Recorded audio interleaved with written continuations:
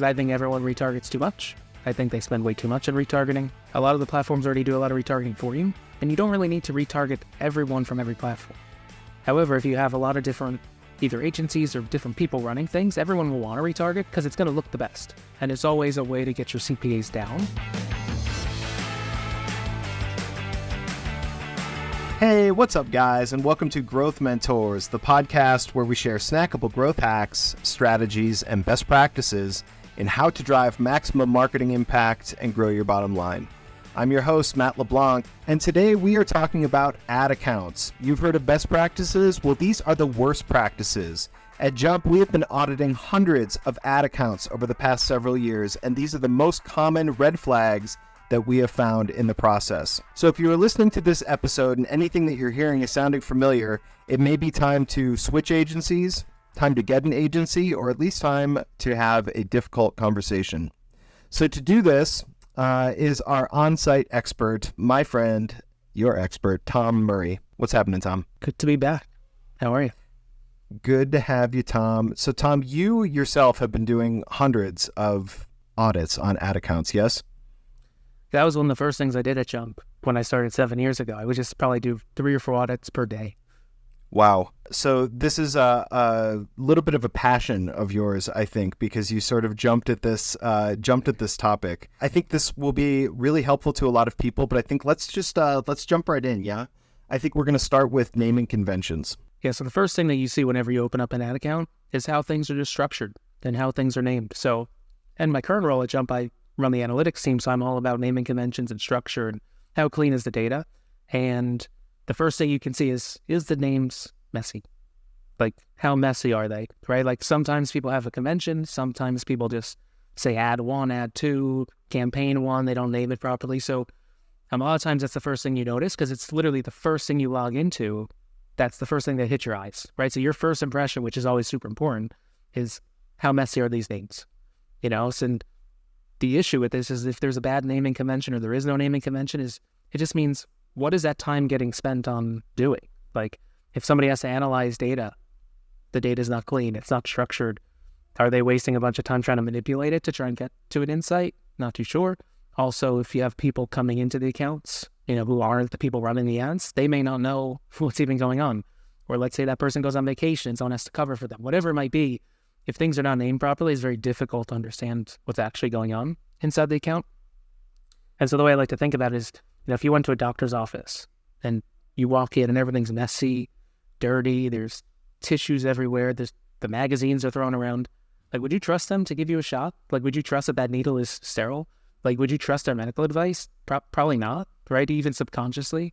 You know, same thing, like you go to somebody's house and it's just messy, like, how do you feel about walking without your socks on? Like, little things, right? Like, same thing with the ad accounts. Like, if everything's just messy in there, I can't trust them to do anything. And that's really important because we're trusting whoever's running those ads to spend, depending on the brand, hundreds of dollars, thousands of dollars, millions of dollars, right? And if I can't trust them to do the little things, how can I trust them to do the big things? Like, keep track of my budget, optimize my campaigns properly, understand what attribution and incrementality is. If I can't do the easy stuff, how can I do the hard stuff?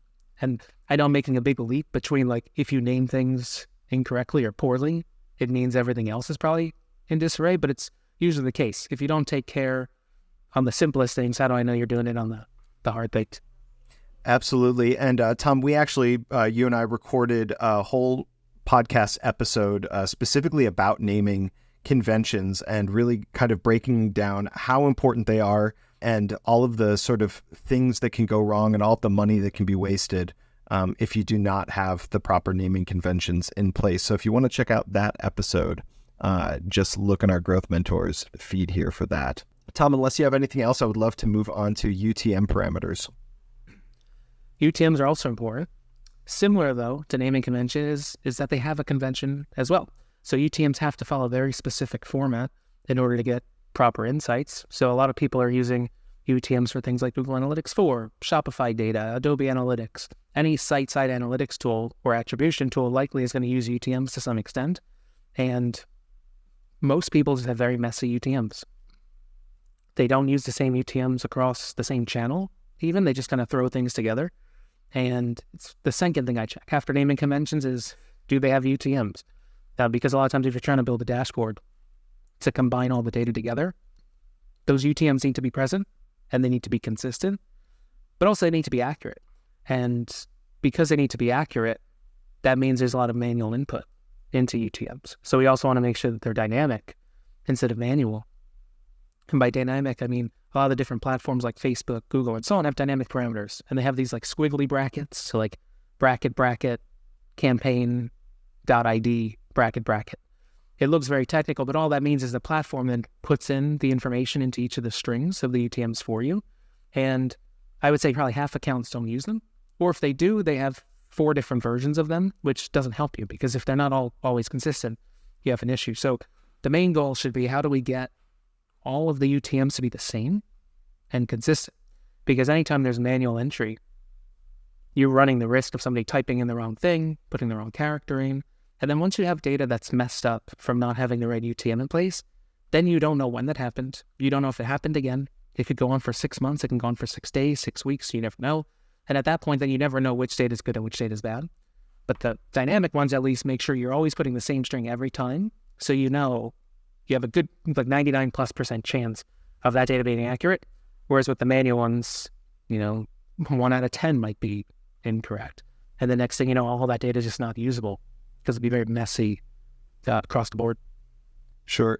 Tom, I'm just going to totally out myself here. I hear people talk about UTMs all the time, and I feel like I had like sort of a general context to kind of what they were. And then as you're talking, I'm realizing I don't even know what UTM stands for, which is an issue.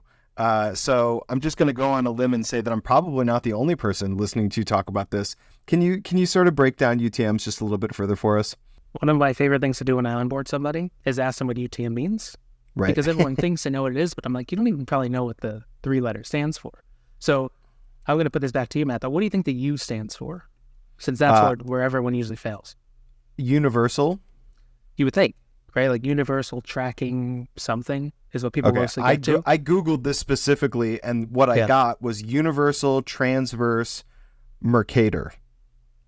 Maybe. That might be a version of it. There's also urchin tracking modules from a long time ago.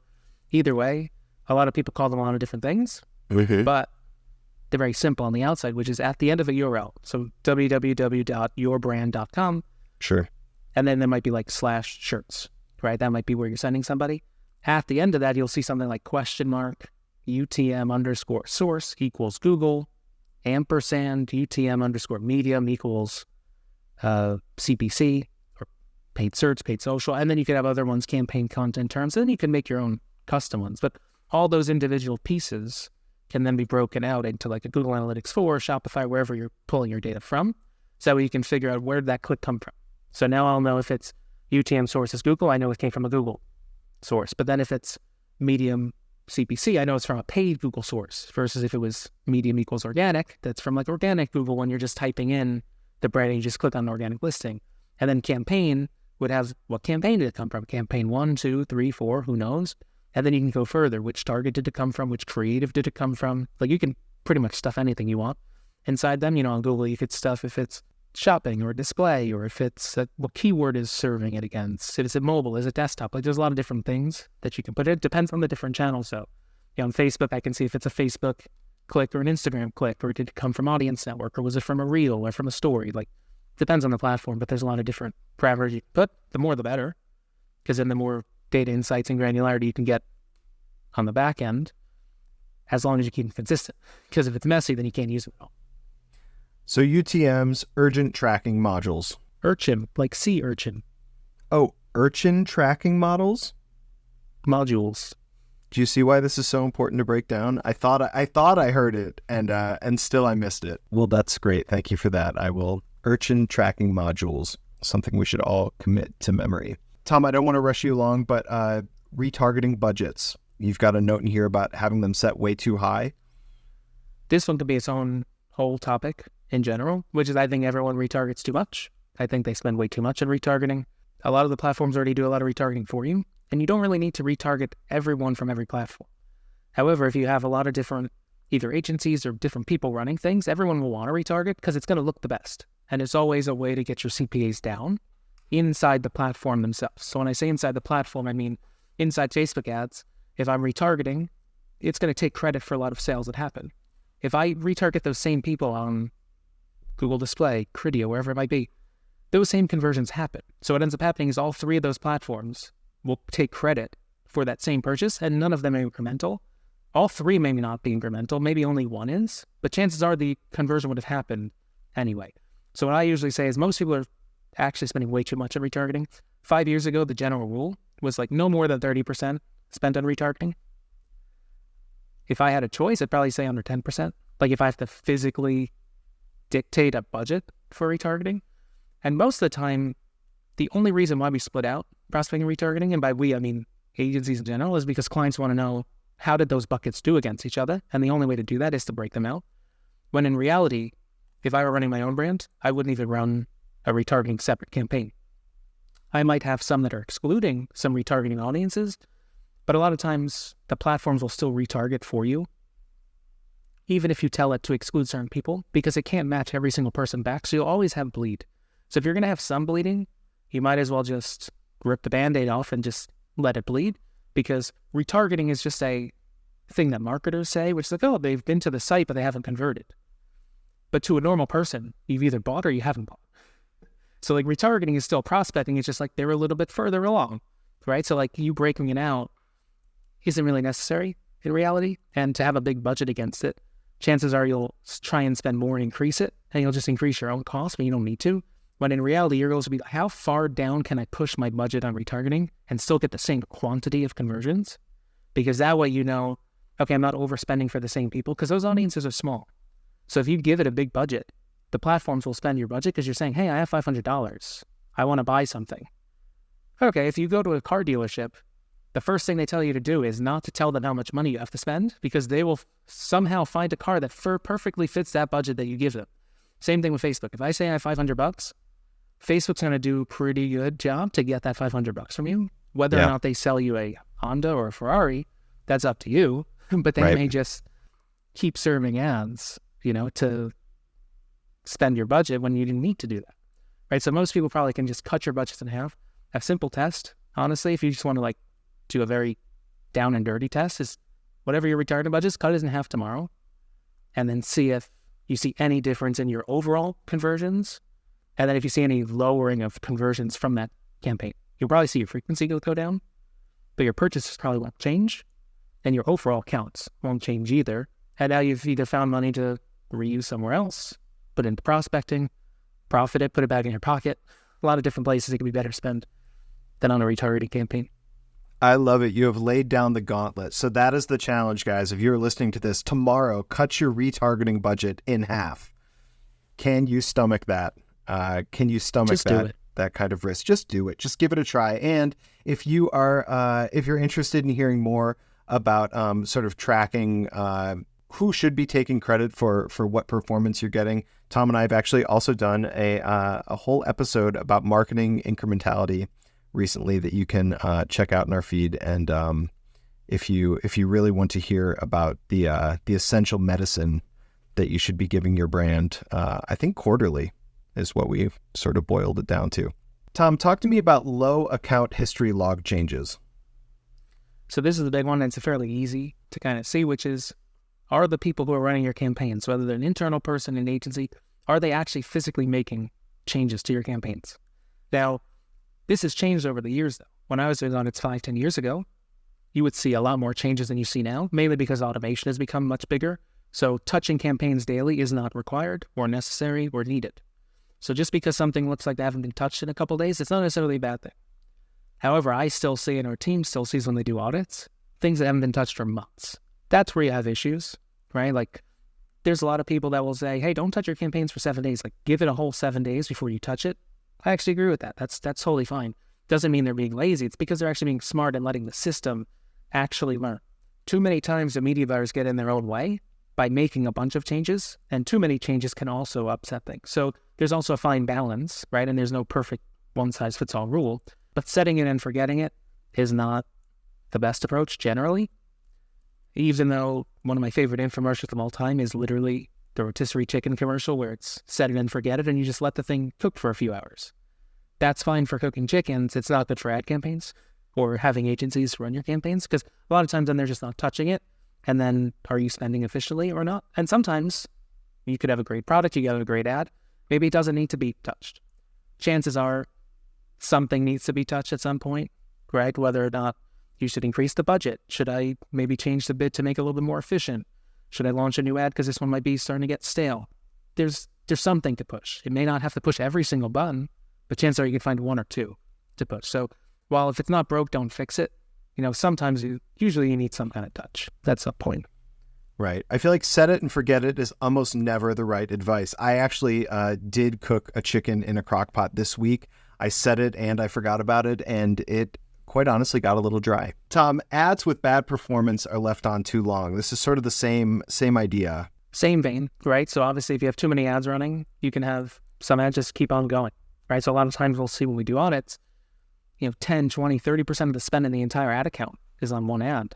And the performance is nowhere near the average baseline, but it also, if we're auditing for a client and they're saying, hey, Facebook isn't performing well, let's say, but one ad is running 30% of the time, it may not be Facebook's problem. It might just be, I ran an ad 30% of the time that may not be good, right? So a lot of times you need to potentially get in the way of this, right? Now, sometimes you need to manually do this, right? As much as I like automatic changes, manual changes might be required because you might have 4 or 5 or 6 ads running at a time, maybe more. That's also another thing, which isn't even on our list, but too many ads running at one time is the problem generally, because they won't all serve. So it's like, why build it if you're not going to be able to get enough data behind it? Because then you've wasted creative team time, which I know you would appreciate as somebody has to make ads a lot of times. But leaving the ad on for too long, if there's 6 ads running and some ads aren't getting any spend and you want to test them, you may have to pause other ads, right? Because a lot of times the ad with the most history will just keep spending regardless of the performance. So if you don't touch it, a lot of these platforms will just keep running that same ad. So you have to actually manually intervene and pause them to get some others ones to be tested, but also just to pause it to turn it off, because while Facebook may deem it strong, you can see in the data it may not be strong at all, right? Then there is a case to be made, though, that there used to be something called the breakdown effect in Facebook, which says, hey, if I were to switch places, like top spending ad A that spent 10,000, and then maybe the second best ad in terms of spending was like at 1,000, if those places swapped, the one that was at 1,000 would do worse at 10,000 compared to the one that's at 10,000. So there's a reason for it. However, I believe that to an extent, like within like a 10 or 20% variance, but I've seen some ads that have 10x the spend and they're like quadruple the CPA of something much lower, where sure, the system may have deemed that if I were to 10x the spend, it's going to be worse, but like I need to see that actually play out to trust that my CPA would actually quadruple. Like, I don't know how it makes that decision a lot of times, and oftentimes it makes decisions faster than that, but I've seen some really egregious ones where if you let the system run with it, same thing like I said before, if you tell Facebook to spend $500, it's going to spend $500. A lot of these systems just want to spend and run ads where like, that's their main goal, right? Facebook's goal is not performance. Right. Facebook's goal is, how do I spend more money? Because if we spend more, their stock goes up. They just have to be better than the next worst or the next best advertiser. Get me back on track here, Tom. There's an incorrect rule set up to discuss here. So this one's a little bit more advanced, right? So rules are what they sound like. You can set rules to do certain actions, right? Oh, if something hits a certain amount of impressions or spend or performance, pause it, right? Or if something happens, increase the budget. So rules are great. If you can set rules properly, you can take a lot of the manual nature of the media buying out. So a very simple rule, I call the trim the fat rule, is if an ad has spent at least X amount of dollars and it's below a certain threshold of performance, pause it. That avoids the last one we talked about, which is if an ad is not doing well, it runs too long. You spend too much money. It's no different than on, say, Google when you run keywords. This is a big one we find also is people run keywords that have no conversions. And sometimes it's thousands of dollars that they've spent on literally no conversions, but it sounds like a keyword that you should be spending on, so you keep it running. But like if you just looked at the data, you'd see it's not actually converting the way you want it to be. So having rules to pause these things out are important. The problem is a lot of times people set them up and they don't fire properly for 2 reasons. One, the systems glitch and they just don't fire the way they're supposed to be. So it's not an us issue or a setup issue. It's just platform didn't fire. It was sleeping. Can't help it. The other one, though, is incorrect rule setup on the manual nature of the side of the rule on our side. And by our side, I mean the human side, because oftentimes you may hit the wrong button. You may hit the wrong trigger. You might say, run this every day instead of every week. You may say run it at 1,000 impressions instead of 10,000 impressions, or 500 in spend versus 5,000 in spend. You add a zero or you remove a zero. There's so many easy ways and buttons that you can click that make that rule not what you want it to be. And a lot of times you can't test the rule because you need a condition to fire it. So you're kind of like, okay, I've set it up. It looks right. I've named it a certain way that makes it seem like it's right. And since you're the one physically setting it up, it's kind of like when you're in college and you make your own and you write your own paper. And then what do? As soon as you're done with the paper, you then immediately go and proofread it.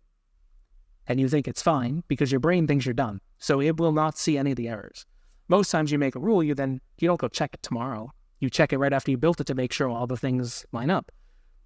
But your brain will tell you, no, it's fine.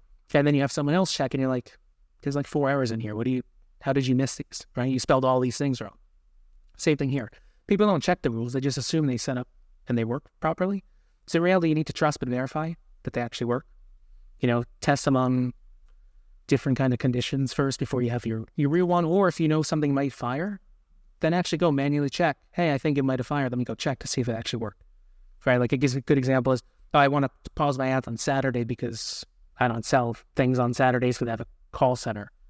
That's a common one we see. All right, well, maybe you just need to check on Saturday morning to make sure the ads turned off because sometimes they don't. And the next thing you know, you run all weekend when you're not supposed to. So just checking your rule setup is a big one. Because oftentimes when we audit accounts, we see a bunch of rules that are set up that are on that were made a year plus ago, where we're like, should these even still be on? Have they been vetted since then? Sometimes the rules conflict with each other, but they'll cancel each other out, where it's like, oh, pause it, but then the other one's just activated. There's a lot of ways that they may not, because all the rules are independent of each other generally. So right. It doesn't know that a rule's over here when one fires over here. So you gotta always check your rule setup. So if you're not sure, just don't do them, right? Manual is better. But if you feel confident enough to do rules, that's fine, but just make sure you verify that they work properly. Sure. The margin for human error. I love what you said about the keywords, is that sometimes a keyword isn't performing, but you just feel like it's one of the keywords you should be running, which really means nothing. Let's talk about a high % of spend on low performance placements. There's another big one, specifically on Facebook, but you'll see this, on Google too, where you could be running ads on a lot of different placements. And when I say placements, that could mean, if I'm serving ads on Facebook or Instagram, am I serving ads in stories on Facebook or in the feed? And in Facebook, there's another placement called Audience Network, which is the big one that a lot of people don't want to run on at all. But sometimes when you run automatically, it'll be included naturally, but a lot of times it doesn't serve that much there. But sometimes it could spend 10, 20% of your budget if you don't drill down, because it's not very easy to surface. It's not on the outside. You have to seek this one out. If you go in there and check and you see really high percent spend, you might have to intervene and remove that placement, from your campaigns. But this goes for placements. It goes for ages, genders, states, things like that. I will caution though, a lot of times when you see something that's spending incorrectly like that and you want to remove it, the natural inkling will be, let's get rid of it. However, a lot of times when you do that, you jostle the system up a little bit where it kind of doesn't know that was bad anymore, and it actually now throws everything off. So sometimes you need to have some targeted waste, is what I like to call it, where Facebook needs to know where not to serve sometimes. However, if something is really high in terms of percentage of spend, right? If it's 20% on Audience Network, that's usually a red flag and it's probably bad. If it's 2%, that's okay. It's not great. Chances are, because it's probably not doing that much for you, depending on your objectives. But 2%, you can get away with 2%. Right? If you had $1 in your pocket in pennies and you lost 2 pennies, you probably wouldn't know it. But if you lost 20, you'd probably feel the difference, right? Same thing here. It's not the end of the world if you have 2% going there, because it's learning something and maybe getting some incremental reach, you never know. But if it's 20%, that's a lot, right? So you need to potentially go in and check and remove some of those placements. Programmatic's pretty much like the poster child of poor placements if you don't control it. Chase one time, they were running on 5,000 different sites.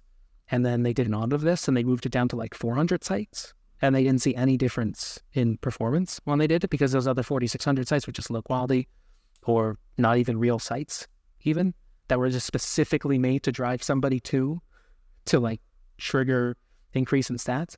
So because of that, you just need to watch for your places anywhere you're serving. Don't assume that, oh, I'm running on Facebook, I'm good. Oh, I'm running on YouTube, I'm good. You always have to drill down, because there may be some placements that are just not good, or they're specifically made just for more ad load or more ad space, and they may not be doing anything for you. So you always got to just check. But all those reports are not with one button. You got to click a bunch of buttons just to get to those. Well, and that's the whole thing. The elephant in the room is there are so many different ad placements now. And it's like, well, are these all great opportunities to get your product in front of eyeballs? Or are these really great opportunities to confuse advertisers and take credit for where performance is coming from? It's both. Yeah. Well, and there's a third piece, which is it just a way to serve higher frequency to the same person, right? Because ad platforms can't create more people. Although, funny enough, there's been cases where Facebook was sued for saying that their potential reach was more reach than what an entire country had. So literally impossible. And anyone who knew a population side of a country would have known that that was not the case. So Facebook, as in the past, said they had more people than people. But you can't create people. But you can say, hey, I've already got you, Matt, on Instagram, and I'm already serving you 3 ads. Maybe I get a 4th or 5th one, I could slide it in, and even if I charge less for that placement, I'm still making more, right? It's always easier to get somebody who's already bought something to buy a second thing versus than someone who's not bought at all to buy the first thing. Same thing with this. If we could just stuff one extra ad in here for every single person, think of the scale, right? Facebook has billions of people. Instagram has, I think, billions of people too, right? Like Twitter, even to a point, has 300 million people. Like, a couple of impressions per person adds up when you're at the scale of some of these ad platforms. So you just gotta watch out. Any time that they can spend a couple extra pennies here and there, it ends up. Absolutely, and definitely human nature to just feel like, oh, we've got to be everywhere. I think what you're talking about is more restraint. Which placements are really essential to the strategy that you're running. Tom, campaigns optimized for higher funnel events in lieu of your main conversion goal. This one boils my blood a little bit, I would say, which is most ad platforms, I'll use Facebook as an example, but most ad platforms have some kind of rule for how many conversions you need before using a certain optimization event or getting out of a learning phase, right? So Facebook's is simple, 50 conversions per week per ad set. Google has a different one where you may have to have a certain amount of number of conversions for a certain bid level, then you can move to the next one and keep growing. Either way, the point is the system needs a certain amount of conversions in a given amount of time frame to figure out what to do. Yeah. The problem with, say, Facebook, for example, is let's say you have 3 ad sets. Ad set 1, 2, and 3.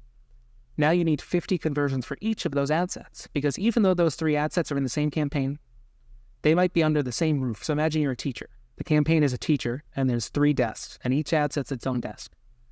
The problem is those 3 desks are learning independently of each other, right? Imagine they all have headphones on, they can't hear anything else, they're each learning their own subject. That's how it works. Some people think, oh, I've got all this money going, it's just learning. They're all learning individually, and anytime you make significant changes, which Facebook won't even tell you every single thing that can cause a significant change, right? For the most part, though, it's a big budget change, big bid change, changing your audience, changing your ads, whatever it might be. So if these ad sets are all learning independent of each other, they need to get to that threshold, or else they'll always be this constant state of learning, which if you're a student, that's great. If you're trying to drive performance for your ad campaigns, not great, right? You want to get out of learning and then you could start scaling. The problem though is if you don't hit that number of threshold of conversions, everybody's recommendation, when I say everybody, I mean agencies, brands, Facebook themselves even, maybe not as much anymore, but they definitely used to say this is, ooh, let's optimize for a higher funnel event. So a different event. So if we're optimizing for purchases, they'd be like optimize for add to carts. Or optimize for content views. So content view would be like viewing specific products, right? Like sweaters on J.Crew's site. Or you can optimize for traffic. You can optimize for impressions, video views, all those things, right? And I'm going kind of up the funnel there. And yeah, you'll get your 50 events. Like it's a lot easier to get 50 add to carts than 50 purchases, or 50 content views versus 50 purchases. The problem is you're not teaching it the right thing. That'd be like saying, hey, Tom, you have a test in Italian coming up in 2 weeks. But you're going to get this French textbook. And then in 2 weeks, I'm going to give you a test in Italian. Are you going to pass the test? No. Same thing here. So when you optimize towards add to carts, Facebook will be really good about getting you add to carts. If you optimize to clicks, Facebook will be really good about getting you clicks. Because they have so much data, they know exactly everyone's behavior. They know if you're a window shopper or not, right? When you're walking down the street, the store doesn't know you're a window shopper or not at all. They have to like size you up if you come on in, if you're like a real buyer or not. Facebook, they don't need to do that. They know this. They've seen it, all your behavior on every site from all the pixels. So they already know if you're a buyer. They already know if you go to like high-end store sites, do you actually buy anything? Or if you do you buy the lowest item on the list or do you buy the highest item? They know all this. right? So because of that, if you optimize towards anything but purchases, it's a gift to Facebook to just let them spend your money. Literally. Because those people that they give you will not be high quality at all. And no one's targeted. So technically it'll be incremental because you're hitting new people, but you're not going to get what you want at the end of the day, which is your conversion. So optimize for anything but the event you want will not get you anywhere, right? It may mean you need to set up your campaigns differently though, right? So if you want to optimize the purchases and you only have enough budget to get, say, 60 purchases a week, well, you're probably stuck with 1 or 2 ad sets max. You can't go do a lot of segmentation, right? You have to make trade-offs with your structure depending on how much money you have. If you have if you're Temu, who spends literally billions of dollars, you can have any ad set you want. And there's no way for them to screw up a structure because they have so much money, those things will learn in like hours. But most people aren't Temu. So because of that, you have to restructure your campaigns or your ad sets to match how much budget you actually have. So if you only have enough budget for 60 conversions, which is very simple, what's my CPA? And you can figure it out from there. How much spend do I have? And then how many conversions am I going to get from that? That determines how many ad sets you should have. Maybe you can go a little bit further. Like if you have 60 and you do 2 when in reality you probably should only have 1, it's okay. But I've seen some people with 10. And I'm like, you only have enough budget for 1 ad set, maybe 2. So now everything's not learning. And then they say Facebook isn't working or YouTube's not working. I'm like, it's not working because you haven't given it a chance. You're giving it the wrong information, right? So anytime someone says optimize for the different funnel event, no. Optimize for the correct event. Tell the platform what you want it to do, and it will be good at that for you. But then you have to help it. Help me, help you, kind of a thing. Take me into a high number of ad sets with very low budgets. This is one I probably saw a lot more frequently, like 5 years ago or more, where a lot of the, I'll put it in air quotes, gurus used to have very specific setups for structure. And what they would do is have, let's say they had a $1,000 budget. They would have 100 ad sets at $10 each, instead of having like 1 ad set at $1,000 or 2 at $500. So they would have a lot of mini micro ad sets, and maybe each of them had one individual interest target in all of them. So let's say I was targeting baseball players. Each individual ad set would be like Aaron Judge, Shohei Ohtani, Mike Trout. Like each individual one was his own interest. However, chances are if you're interested in one of those people, you're probably interested in the other ones too. Like Facebook's interests are not that specific where it's like, if you like Aaron Judge, it has to be New York and it has to be the Yankees versus someone in LA. Like it's like if you like baseball, Facebook's gonna bucket you in the same spot, basically. But you would have all these individual ad sets. And then it would be paired with those rules I mentioned before, where it would be like, if it spends $10, great, but like if it gets to $3 and it doesn't have any clicks, pause it. And it would do this every day. So what you'd end up doing is have some ads run, some don't, and then tomorrow you reset everything and start over. And you're just basically you're playing roulette and putting money on random numbers each time and hoping you hit. But then the problem is, even if you do hit, the next day, you're having to try and hit again. Where it's like, why wouldn't you want to grow and build on it? So a lot of times you would have too many ad sets. The problem though is, like I said, there's more like 5 years ago, I still see it, where there's way too many ad sets because of what we just said before. If you do the simple math to figure out how many conversions you really need, you can't be running these micro placement, or not micro placements, but like micro ad sets in terms of like smaller targets and smaller budgets, because the algorithms don't like that. And so like, yeah, you might get lucky. You might, lightning might strike once or twice in those ad sets, but it's not gonna be consistent. And that's no way to run a business, because if you're not sure if your ad sets are going to keep performing tomorrow, and you have to hope and pray that the thing resets properly, once you have like a few bad days, you're going to probably like throw the whole strategy out and do something else. It's like, why not just set it up more properly from the beginning versus having literally hundreds of ad sets at really, really low budgets? Yeah. It occurs to me how many of these topics we actually have episodes fleshed out for. So just another reminder, if you are listening along to this episode and you're thinking, wow, I really need to audit my ad accounts here. I think I may have a lot of this going on. And you want to dig into any one of these subjects a little bit more deeply, check out through our whole feed here. We've got a lot of great information and actionable advice that you can take on a lot of these topics. Tom, let's talk about low CPAs. Low CPAs sound great. In theory, everyone wants a low CPA. The problem is when we do a lot of audits, we find that most of the times the low CPAs happen is because there's a lot of one-day view attribution that's getting into account. So what do I mean by that? So specifically on Facebook, but Google has this too. through their pixel fish and YouTube. View-throughs are people that convert on ads that don't click on the ad themselves, but they saw it, and then they eventually purchase on the website, and we can track that through the Facebook pixel or the Google pixel. The problem is a lot of those aren't incremental, and they might have happened anyway. It kind of goes to what I said earlier on. If you're retargeting in 3 different places, a lot of times retargeting ads will hit people who are very close to purchasing, and so then the platform will pick up the conversion, and then there's no fractional credit in Facebook. So because of that, Facebook will see a lot of conversions come through their view-through. So when you're auditing, you want to see what's my click-through percentage and my view-through percentage, because you can break them out and see. You have to, again, click a few buttons. It's not going to be there automatically, but you can then see, okay, out of my 100 conversions, 80 of them are view-throughs, 20 are click-throughs. That's a bad ratio. There's not necessarily a good ratio. Generally speaking, the more clicks, the better, right? But certain channels aren't supposed to be what I call closers. So brand search or Google search is a closer. I have very high intent. I'm typing in Nike sneakers. I go buy Nike sneakers.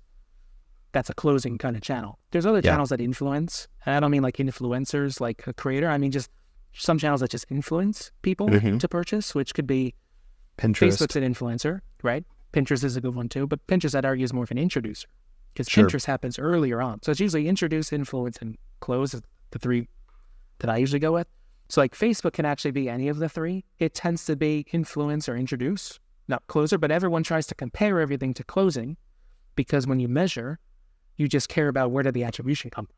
And usually that's on a UTM last click on a basis. So you're only looking at the closing piece, but it's like people weren't aware until they saw the ads. So they didn't know to search your brand because they didn't know your brand until they saw you on Facebook or Instagram. So because of that, we have influencing brands and then we have introducing brands. If you're introducing and influencing, you may see more view-throughs later. You might also see more click-throughs. It depends, right? But like if you just generally look at those ratios, the more clicks generally, the better. But sometimes you may not get any clicks, but it introduces someone to the brand, then they go search it. That's going to happen. You may not be able to measure it perfectly, but a lot of times you'll get a lower CPA that looks good on the outside. You'll be like, oh, Facebook's performing well. Their Instagram's doing well. But in reality, you got to check. Would these have happened on its own? TBD. That's why you have to run incrementality testing. So different plug. We have a whole other conversation on incrementality testing. And that's how you would figure out, is my low CPA actually real or not? Like, is my campaigns doing well? Yes or no? Like, low CPA doesn't mean it's good on the outside. It just means Facebook's really good at taking credit for a campaign. Taking credit. Who's not? Tom, tiny, narrow audiences. This goes to the same thing I said before, which was like the 100 ad set kind of days. Most people don't do this as much anymore. It still happens though. We still see it, to some extent where, you try to do some interest targets. But in reality, even if you want to try and target small, Facebook and other platforms don't let you anymore because there's so many buttons you have to click to tell it not to do this. Like if you run an interest campaign on Facebook now, it'll automatically expand your interest unless you click a few boxes. Same thing with even lookalike targeting or even site visitor targeting, where you're saying, hey, to Facebook, I only want to target these people. And Facebook's like, cool, thank you for the guideline and the recommendation. We're going to target who we think is better, right? Now, that's because the algorithm needs broad audiences. So I've been preaching broad audiences years before broad audiences became the thing and then everyone says now. Media buyers in general, like I used to media buy a lot. I could say this in the beginning of my career. I was very conceited and arrogant, thinking that I knew more than the system. Right, so the way I think of targeting audiences, it's like a pond, or it's an ocean, or it's a lake. Any body of water is fine. And a media buyer thinks they know which part of the lake has the fish to fish in, and then they will only go to that part of the lake and say, no, I know the fish are here, and they completely ignore everything else. The problem with that is that there's probably fish over there too. Yeah, there's fish where you are, and a lot of times you get into the trap where it's like, oh, my brand over-indexes on females who are 45 and up. Let's say it's a health supplement brand.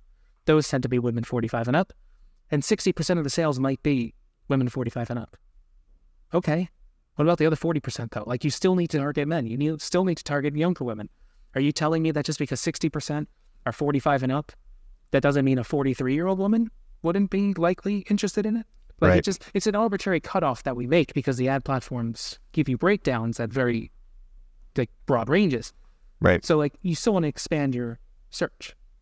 So tiny narrow audiences don't help, right? So if I'm the media buyer that says, no, I'm going to fish only over here, Facebook's going to say, hey, you should be fishing everywhere. Or let me figure out where the fish is, because I have more fishermen that I can place everywhere around the lake to then actually say, you know what, actually, Tom, this place was okay, great, but then there's like 4 more places we found that we're going to fish in. And the best part is your competitors are all over there fishing with you, and they're nowhere near where we are. So we're going to get even more fish at a cheaper price down there. Right. When you think of it that way, you're like, okay, Facebook, go fish for me. Show me where the fish are. Yeah. Yeah, I'm going to give you better bait. And the bait in this case is creative. I'm going to give you the best bait to find the people. And then it becomes a game, because in the lake, there's only so many fish, right? There's only so much money that those fish have to spend on products. They only have so much time in the day to see the ads, which means the best ads are going to win. So if I can give better bait, I'm going to find the fish more easily than other people. So if media buyers get out of their own way, right, get broader, let the platform do the targeting with the help of creative, you'll find a lot more buyers. Sure. Do you fish, Tom? I don't, but I love water analogies when it comes to targeting. Great. Tom, let's talk about, I guess, landing pages only driving to home pages or unoptimized product pages. So we don't have as many levers as we used to have. Like as a media buyer in the past, our main lever to pull was targeting and bidding. That was the easiest 2 things to control, because I could log into a system and then change that. If I'm targeting group A, I could change it to group B. If I'm bidding $10 and I'm not getting any fish, what do? I put more bait. So now I'm going to say it's $20. Next thing you know, all the fish come over, right? Just to keep the analogy going. So those are my main 2 levers that I can pull. But Facebook has now said, hey, go broader. And they're saying use automation. So I don't really bid anymore, right? Like, yeah, there's cost caps and there's ways to bid. And then the whole other debate between a lot of people is, should we bid? Should we bid cap? Should we not bid cap? Regardless, most people don't use bidding as much as they used to drive their place in the auction like they used to. The main 2 things that they can use now are creative, which is the ad creative itself. So the video that's playing in the feed, the headline, the body, the CTA button to an extent. But then there's also the landing page too, right? After you get that click, where are you sending people? Is the page really slow to load? Is it helping answer the question that someone's wanting to get the answer to when they click? Is it a good experience? Does it look good on the phone? So many things go into it at that point that people like forget about because it's hard. Like making a new video, you know this, it's time consuming. It's not easy. There's no reason to think that V1 is going to be better than V10, but chances are your first one may not be good as the 10th one, but you kind of know that going in, that I'm going to make something. It may not be perfect and I'm going to have to keep changing it, which means a lot more time invested. So people don't want to do that. That's a lot of work compared to me just doubling the bid, right? But it's not always a bid issue. And then you go to the landing page side. Then to get a new landing page, well, then maybe you need a developer. Maybe you need a designer. Then you need some copywriters to do it. So there's a lot of pieces that go into this. But these are the only 2 things you can really do to really differentiate yourself at this point to get your costs down. Like if costs are going up, just in general, like CPMs for the most part are going up. I know like last year, Facebook CPMs actually started going down a little bit, which was like the first time ever that happened. But like generally speaking, costs are getting more expensive. Just like inflation's happening everywhere else, same thing in ad platforms, because there's only so many people that are on the platforms and only so many ad spaces on the platform. So as more brands come on to advertise, and by brands, I don't mean like the P&Gs of the world. They're already there. But there are millions of small businesses that are just starting to advertise for the first time on these platforms. So the amount of advertisers are increasing. Now, P&G, if you sell Charmin, you're not just competing with Angel's or Quilted Northern. You're also competing with the mom and pop shop down the street for that same ad placement for somebody. So like the costs are just going up because the amount of ad spaces aren't going up. That's why all those other extra placements are getting developed to try and like satisfy this demand for having too many people, to try and not have those costs go up too much. But if my costs are going up, say 20% on average, well, if I want the same performance, I'm going to need to find somewhere else that's 20% more efficient. Those only 2 places mainly are creative and landing page. But under landing page, it's not just like the design of the page, but it's also the offer itself on the page, right? Is it a buy one, get one free? Is it, a bundle? Whatever it might be, there's a lot of ways you can play with the offer, right? Look, a lot of websites do this where they increase the price and then they say it's 50% off. And that does better than if you just said it was full price, but the same price, right? Like there's a lot of tests you can do at that point. I'm not a CRO expert by any means, but that's your lever. And a lot of people just don't do that lever because it's time consuming. It could be expensive.